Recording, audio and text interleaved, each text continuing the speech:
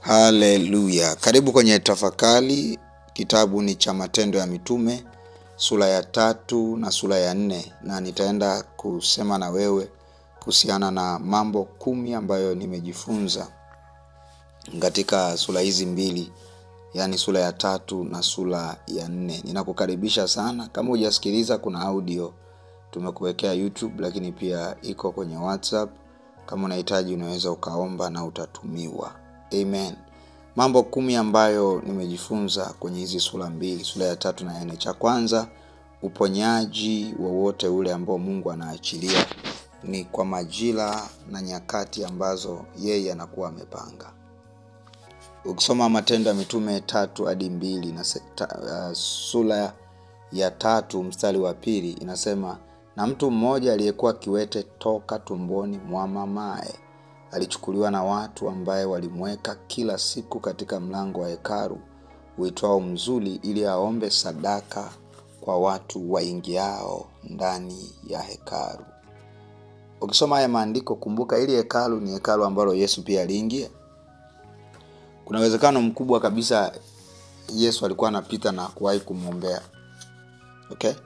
Why? Haukuwa wakati sahihi. Lazima ujue Mungu anafanya kazi kwa wakati na majira. Maana yake ni kwamba usije ukafikiri tu moja kwa moja kwamba kwa sababu huyu alikuwa na shida hii akaponywa, basi na mimi kwa sababu na hiyo shida nitaponywa. No, kuna vipengele vingi mpaka unapokea uponyaji. Moja ya kipengele ni imani, lakini kipengele kingine ni majira na nyakati. Je, ni wakati sahihi? Kwa sababu haya yote yanafanyika kwa ajili ya utukufu wa Mungu. Ukisoma maandiko kwenye Injili, kuna mahali walikutana na nadhani yule alikuwa kiwete ambaye aliponywa na Yesu. Alafu wanafunzi wakauliza, alikuwa kipofu. Yes, alikuwa kipofu.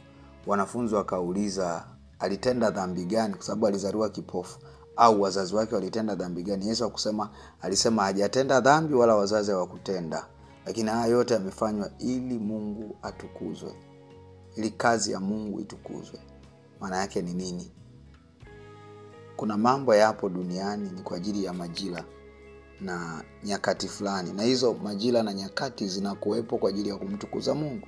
So tunamwona huyu kiwete, Yesu hakumgusa kwa sababu Yesu aliujua ulimwengu wa roho. So alijua kabisa kwamba hii ipo future, kina Petro na Yohana watapita na watafanya hicho ambacho kinafanyika. Na kupitia hiyo, kwa sababu kupitia siku hiyo hotuba hiyo nadhani waliongezeka tena wakafika watu 5,000. Haleluya. Wakaanza na kuomba, tufanyeje sasa? Okay? Haleluya. Haleluya. Rakatalabakori ya mahando. Na hapo ndipo watu wakatubu na kanisa likazidi kuwa kubwa. So kitu cha kwanza lazima ujue uponyaji wowote ule wa kimungu ni kwa majira na nyakati zilizopangwa na mbingu, sio upako wa mtumishi. Namba 2, tunaiona imani ya Petro. Na hapo utaiona imani ya Petro wapi? Alipokuwa anamwombea huyu kiwete, lazima ujue ni kwamba alipotamka yule kiwete ya kusimama, kiwete aliendelea kukaa kumwangalia. Sijui kama tunaelewana. Yaani kiwete maana yake ni nini? Hakusense sign zozote za kwamba tayari hapa nimefunguliwa, nimeponywa. Hakuona hizo sign. Na Petro akijua hiyo, maana yake akaamua kuboost ile imani yake. Alifanya nini? Ukisoma Matendo ya Mitume 3:7 inasema akamshika mkono wa kuume akamuinua. Yaani mpaka amemuinua. Afu Biblia ndio inasema mara nyayo zake na vifundo vya miguu yake vikatiwa nguvu. Lakini hapo juu alipokuwa anasema, alianza kwa kusema kwa jina la Yesu Kristo wa Nazareti, simama uende. Hakusimama akaenda. Umenielewa? Paka alipomvuta alivyosimama. Sio, unanielewa? Maana yake ni nini? Ni tendo la imani. Petro aliamini kwamba kwa sala hii fupi niliyotamka, huyu ameshapona. Kilichobaki ni kuboost imani yake. Lakini tunakuja kuona pia namba 3, hiyo ilikuwa namba 2, ni imani ya mgonjwa mwenyewe. Ukisoma Matendo ya Mitume 3:16, Petro mwenyewe anazungumza, na kwa imani katika jina lake limemtia nguvu mtu huyu mnayemuona na kumjua, na imani iliyo kwake yeye imempatia huyu uzima huu mkamilifu mbele yenu ninyi nyote. Unajua Petro baada ya kumboost alimuinua, si ndio? Yule jamaa alipoona tu Petro kamuinua, na yeye akaamini tayari kwamba amefanyaje, amepona. Umenielewa mtoto wa Mungu? Maana yake kilichomponya ni imani yake pia. Haleluya. Kwa sababu wewe nikwambie, inahitajika imani ya muamini ambaye unaomba, na imani ya nani? Anayeombewa. Ndio maana Biblia inasema kwenye Marko 16:17, ishara hizi zitaambatana na waaminio, kwa jina langu watatoa pepo, wataponya wagonjwa. Maana yake na wewe ambaye unamuombea huyu Petro, naye alitakiwa awe na imani. So tunaona collaboration kati ya imani ya Petro na imani ya mgonjwa. Kuna wakati lazima hizi imani zikutane mahali. Sema haleluya. So tunajifunza sehemu ya 3 kwamba kama hauna imani, maana yake kuna wakati hautapokea uponyaji. Sio tu kuna wakati, ni ngumu kupokea uponyaji kama huna imani. So tunaona huyu kiwete alisimama na Petro anazungumza, kwa sababu kwanza kwa ile nguvu ya jina la Yesu. Ndio maana ikasema ishara hizi zitaambatana, kwa jina langu watatoa pepo. Lazima uelewe hicho kitu, kitakusaidia. Sasa watu wengi wanataka uponyaji wakishaona shuhuda za watu. Kwa hiyo wanawafuata wale watu, wanakuja kwa ajili ya uponyaji kwa sababu ya zile shuhuda. Ni kweli kuna namna imani zao zimeinuka, lakini tatizo ni kwamba wengi kuna vitu vinawazuia vidogo tu. Kwa mfano kama dini, umenielewa, aina fulani ya kuombewa. Mtu anataka mafuta ndio hapo ajue kwamba kuna uponyaji. Watu wameharibiwa. Maana yake ili imani yako ije, sometimes mwingine imani inakuwa haipo. Tunatofautiana kwenye kupokea imani. Kuna mtu baada ya kuona tu uponyaji na shuhuda tayari anainuka jumla imani yake. Mimi ni mmoja wa watu ambao baada ya kuona dada yangu ameponywa, tangu siku hiyo Mungu akawa ameniita. Yaani alinipa Roho Mtakatifu, akanipa neema. Nikasema kwa sababu dada nimekaa naye mimi hapa, waganga na nini wamefanya vyote hivyo, imeshindikana. Amepona kwa jina la Yesu. Kuanzia leo mimi na Yesu. Sasa sio kila mtu yuko hivyo. Kuna mwingine, mimi kwa mfano sikwenda kwa ajili ya uponyaji. Nilimpenda yule Yesu alichokifanya. Yaani nikasema asante, huyu ndo Mungu ninayemtaka. So nilimfuata Mungu. Watu wengine imani zao zinakuwa zinalega kwa sababu wanafuata uponyaji, wala sio mponyaji. Yaani ndani yake kabisa anasema nikipona tu naendelea na mambo mengine. You see? Sasa Mungu hataki hayo mambo.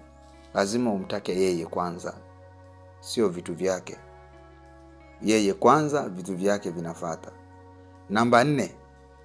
Tunaona tunaelekezwa na Petro namna mtu anapaswa kuongozwa sala ya toba, au namna ya kuongoka, au namna ya kuokoka. Okay? Na hii tunaiona kwenye Matendo ya Mitume 3:19. Ndio maana huwezi ukaokoka kama hujazingatia hiki kitu. Lazima ufuate utaratibu ambao Petro anatupa kama kiongozi wa kanisa. Matendo ya Mitume 3:19 inasema, tubuni basi mrejee, ili dhambi zenu zifutwe, zipate kuja nyakati za kuburudishwa kwa kuwako kwake Bwana. Tubuni basi mrejee, ili dhambi zenu zifutwe, zipate kuja nyakati za kuburudishwa kwa kuwako kwake Bwana. Maana yake nini? Toba inaturejesha. Toba inachofanya kitu cha kwanza ni kuturejesha kwenye nafasi zetu. Alafu zile dhambi zinafutwa. Alafu baada ya kufutwa sasa, Mungu anachofanya anafungua majira mapya. Ni majira yapi? Majira ya kuburudishwa kwa ule ujio wa Kristo hapa duniani. Ukiona Yesu alikufa kwa ajili yako na bado unaishi maisha ambayo hauoni ile kazi ya Kristo, maana yake bado hujaokoka sawa sawa. Yaani kuna vitu bado umeshikilia, hujarejea. Maana yake yeyote ambaye anarejea kwa Kristo anaburudishwa, anafunguliwa majira mapya, nyakati mpya za kuburudishwa. Kuburudishwa hapa sio kulewa. Kuburudishwa hapa kuna amani ya kimungu ambayo inakuja. Sawa sawa na Yohana 14:27. Haleluya. Unakuwa na amani. Ni kweli unapitia changamoto, lakini bado na amani. Haleluya. Namba 5, nimejifunza kitu hapa kwamba maagano ulithishwa. Maagano ulithishwa. Ukisoma Matendo ya Mitume 3:25 inasema Matendo ya Mitume 3:25 inasema, ninyi mmekuwa watoto wa manabii na wa maagano yale ambayo Mungu aliagana na baba zenu, akimwambia Ibrahimu, katika uzao wako kabila zote za ulimwengu zitabarikiwa. Haleluya. Ninyi mmekuwa watoto wa manabii na wa maagano yale ambayo Mungu aliagana na baba zenu. Yaani maana yake ni hivi, kumbe maagano ya baba zetu ni maagano yetu. Kuna watu baba zenu waliingia kwenye maagano ya utajiri, umenielewa, wakaingia maagano na mizimu, umenielewa, wakawa wameingia kwenye maagano ya ibada. Alafu na wewe unakuja kuzaliwa, yale maagano yanakufuata. Ushawahi kusikia mtu anaombewa afya anasema maroho yale au mamizimu, huyu ni wa kwetu? Huwa yanamaanisha nini yakisema hivyo? Yakisema hivyo yanamaanisha nini? Yanamaanisha kwamba yana agano na yule mtu, yana makubaliano na yule mtu. Sasa cha ajabu unakuta yule mtu hata kwa mganga hapajui. Kwa sababu gani? Maagano hulisishwa. Ndio maana maandiko yanasema, ninyi mmekuwa watoto wa manabii na wa maagano yale ambayo Mungu aliagana na baba zenu. Unaweza kugundua maagano ambayo yanazungumziwa hapa lilikuwa ni agano la Ibrahimu, ambalo na sisi ni sehemu ya lile agano, kwamba agano la kuwa sisi tumebarikiwa. Haleluya. So lile agano liliendelea juu yetu. Ndio maana sisi tunaitwa watoto wa manabii. So hiki ni kitu ambacho kitakusaidia wewe. Tafadhali, kama ni mzazi, kuwa makini, kwa sababu yale ambayo utayabeba wewe huko kwenda kwa waganga, na watoto watayabeba. Mtoto unayemzaa ukiwa kwenye kifungo, na yeye anakuwa sehemu ya kifungo. Mtoto unayemzaa ukiwa kwenye agano fulani, na yeye anakuwa chini ya agano. Nilikuwa namwombea dada moja anasumbulana na mizimu. Mizimu imeshashikilia na watoto tayari, wadogo tu wako shule. Unanielewa? Wana uhalali kwa sababu wazee wao walifanyaga ibada za miungu, wakaingia kwenye maagano. So maagano hulisishwa, liwe la baraka au lisiwe la baraka. Unaweza ukaona kitu kimoja, Ibrahimu baada ya kuingia kwenye agano na Mungu, unaona uzao wake wote Mungu anawapigania. Yakobo pamoja na kwenda kuishi kwenye nyumba ya miungu, pamoja na kuwa na familia, baada ya kutoka kule, wale wake zake wawili, watoto wa Laban, wote walikuwa wanaabudu miungu. Anakuja nao bado wameficha miungu. Ndio maana kabla hajaenda Betheli anawaambia watupe miungu yao yote. Walikuwa na miungu familia, kwa sababu alitoka na wafanyakazi pia. Umenielewa? Lakini Mungu bado anampigania, kwa sababu agano ambalo lilikuwepo lilikuwa ni agano la nani? La Ibrahimu. Agano lilikuwa bado linaongea. Lile agano ndo linakuja kumfanya Mungu amtetee Yakobo. Hilo agano linakuja kumfanya Mungu amtetee Isaka. Utakuja kuona. Ndio maana anasema kwa ajili ya Daudi. Kuna mahali tena ukisoma agano la Daudi na Mungu, si ndio? Suleiman baada ya kutenda dhambi, Mungu anasema hivi, anazungumza kwa habari ya kwamba ni kweli umeniuzi, lakini kwa sababu ya agano ambalo lipo kati yangu na mtumishi wangu Daudi, sitaulalua ufalme wako ila watoto wako. You see Mungu anavyoheshimu maagano. Sasa anaheshimu maagano kwa akiagana na baba zako, lakini pia anaheshimu maagano hata ya shetani. Hawezi kuingilia. Pako umenyenyekea mbele zake, umelia, sio tu automatic. Na unakuta ndio maana kuna watu wanaugua magonjwa, wanakufa. Kwa mfano unakuta ndugu zako waliingia kwenye maagano fulani na mizimu. Alafu mizimu sasa, kwa sababu inaona lile agano ni kama amlifati na wala amlijui nyie, yanaanza kuachilia magonjwa, mnakufa na magonjwa wala amjui. Mungu hawezi kuingilia hiyo kesi kama hamjakasi ili pake awafunulie kwamba kinachowasumbua ni maagano ya baba zenu. Ndio maana hapo utajua kwa nini watu wanakufa. Umenielewa? Utasema kaza Mungu kama anatupenda, kwa nini tunakufa na magonjwa? Kwa sababu ya kitu kinaitwa maagano. Mungu anaheshimu maagano kati yake yeye na watu wake. Lakini pia hata ukiingia na shetani vile vile anaheshimu. No way out. Kanuni haimruhusu paka wewe mwenyewe umenyenyekea. Namba 6. Nguvu ya jina la Yesu. Nguvu ya jina la Yesu. hapa utasoma Matendo ya Mitume 4:10 ambayo inasema, sasa tunajifunza nini kuhusu nguvu ya jina la Yesu?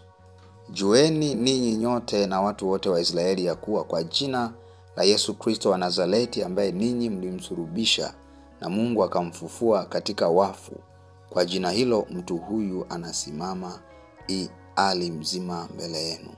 Maandiko yanasema kwa jina hilo mtu huyu anasimama ali mzima.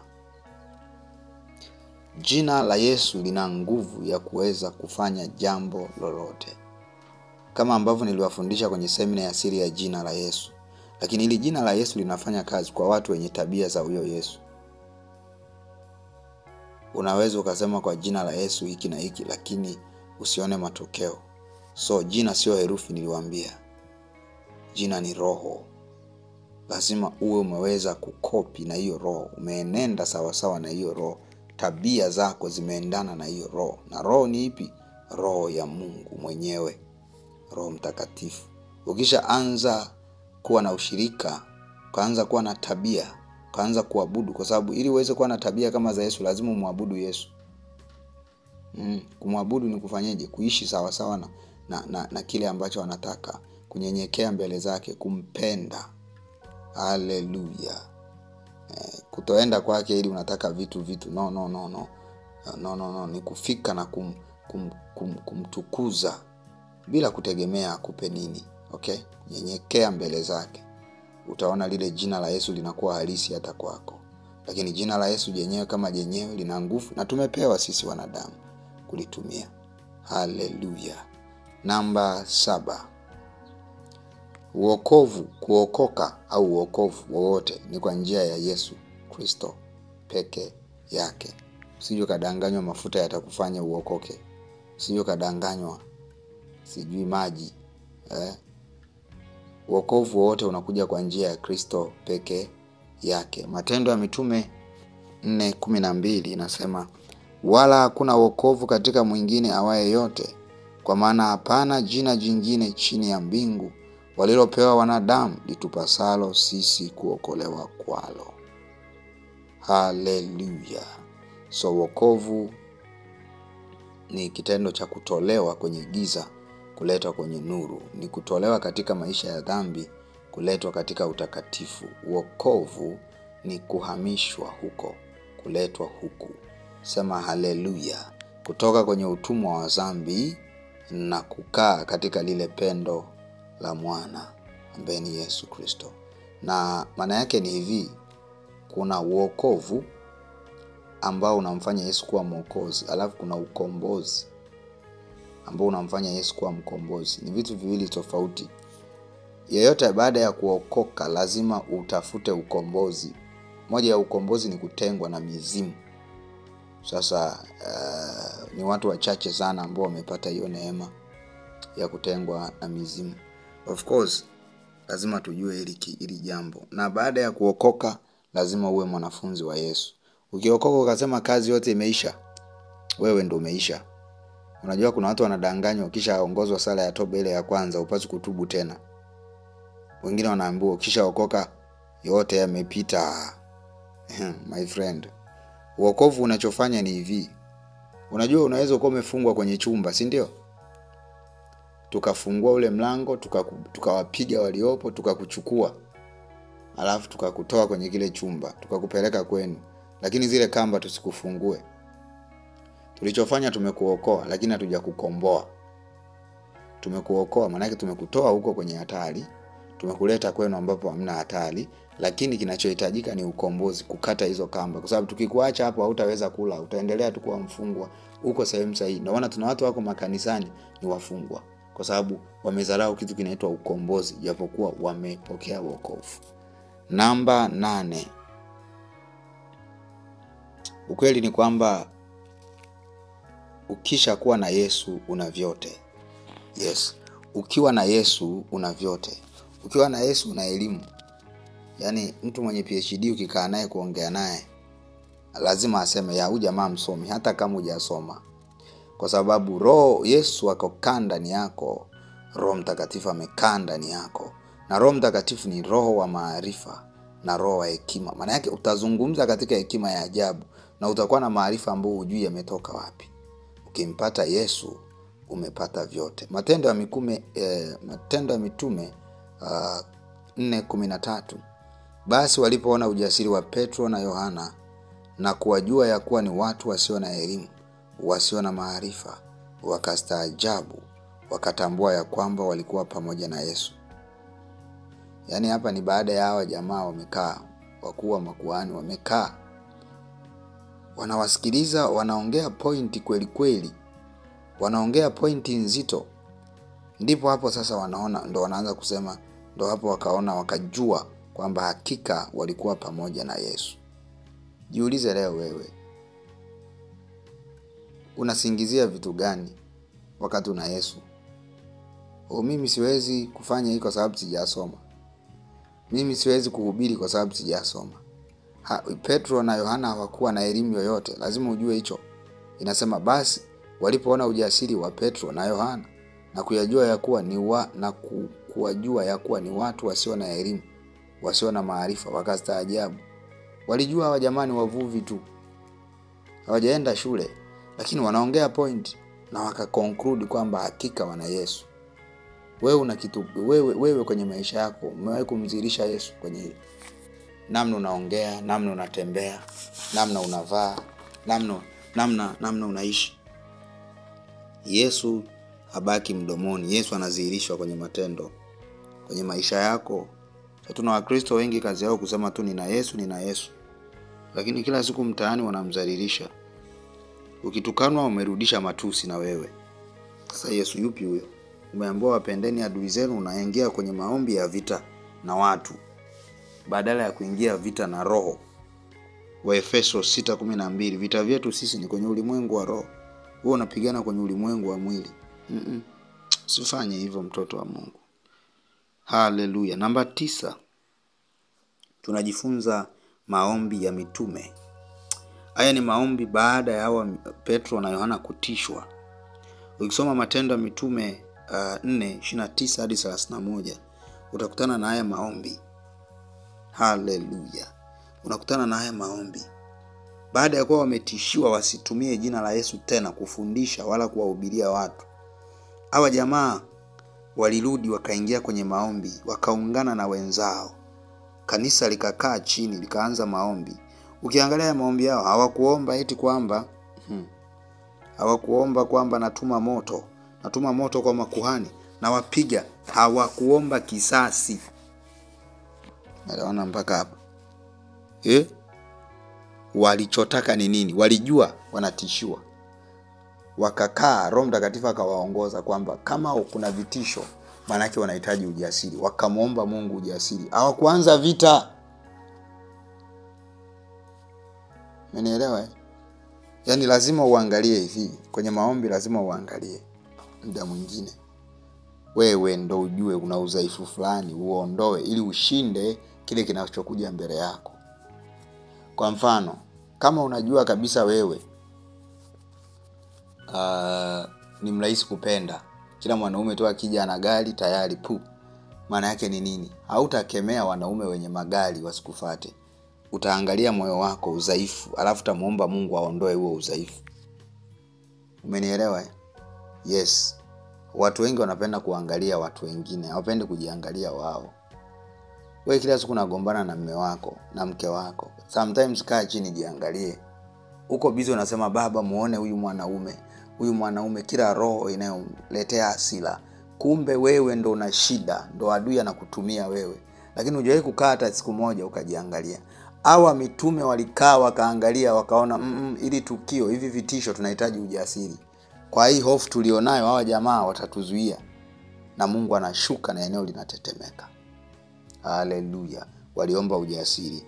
Ukisoma Matendo ya Mitume 4:29 inasema basi sasa Bwana yaangalie matisho yao, uwajalie watumwa wako kunena neno lako kwa ujasiri wote.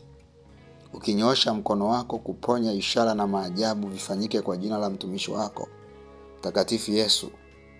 Hata walipokwisha kumwomba Mungu, mahali pale palipokusanyika pakatikiswa, wote wakajaa Roho Mtakatifu, wakanena neno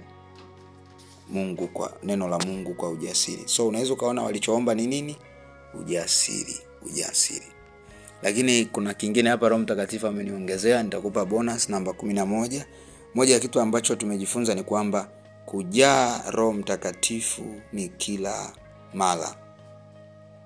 Kila siku tunazidi kujaa Roho Mtakatifu. Utaona hapa Biblia inasema wote wakajaa Roho Mtakatifu. Kwenye Matendo ya Mitume 4:31 wakanena neno la Mungu kwa ujasiri. Walijaa Roho Mtakatifu. Walikuwa wameshajazwa Roho Mtakatifu kwenye Matendo ya Mitume 2, si ndio? Tunaona tena hapa wakajazwa Roho Mtakatifu. Lakini tunaona Petro kuna mahali tena kwenye sura ya 3 akiwa anaongea na makuhani, Biblia inasema akiwa amejaa Roho Mtakatifu. Maana yake kujaa Roho Mtakatifu ni wakati wote unatakiwa kujaa Roho Mtakatifu. Watu wengi hawajajaa Roho Mtakatifu. Ndio maana ni waoga. Watumishi wengine wanaogopa, wachungaji wanaogopa watakufa maskini kwa sababu wakihubiri injili ya kweli hawatapata sadaka. Kwa sababu gani? Hawajajaa Roho Mtakatifu. Ukijaa Roho Mtakatifu unakuwa mjasiri. Angalia ule ujasiri walioupata tena kwenye Matendo ya Mitume 2. Petro anasimama baada ya kuwa amejazwa Roho Mtakatifu, anaongea kwa ujasiri. Je, unahubiri mahubiri watu wanayotaka? Umekosa ujasiri. Omba Mungu akujaze Roho wake. Ukijaa Roho wake utapata ujasiri.